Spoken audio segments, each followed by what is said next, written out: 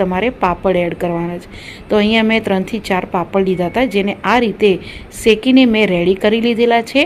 અને આ પાપડને તમારે આ રીતે લઈ લેવાના છે ને આ રીતે રફલી ટુકડા કરી દેવાના છે. પાપડ અહીંયા તમારે શેકીને જ લેવાના રહેશે, તળીને ઉપયોગમાં નથી લેવાના. તો પાપડને આ રીતે અધકચરા ટુકડા કરી દેવાના અને તમારે આ રીતે શાકમાં એડ કરી દેવાના છે. અહીંયા મેં શેકીને લીધા છે. તમારે જો શેક્યા વગરના બી કાચા લેવા હોય તો તમે લઈ શકો છો, પણ કાચા પાપડ ઘણી વખત એ સ્વાદ નથી આપતો, એટલે આ રીતે શેકીને લેવાથી આ શાકનો સ્વાદ બહુ જ સરસ લાગે છે. હવે પાપડ નાખ્યા પછી તમારે એક વખત હલાવી દેવાનું રહેશે અને ગેસની ફ્લેમ સ્લો રાખીને તમારે આને કૂક કરી લેવાનું છે. એટલે ઢાંકીને 1 મિનિટ જેવું તમારે કૂક કરવાનું છે. 1 મિનિટ જેવું થઈ જશે પછી શાક બધું એક રસ જેવું થઈ જશે. વળી પાપડ બધું એક સરસ રીતે મિક્સ થઈ જશે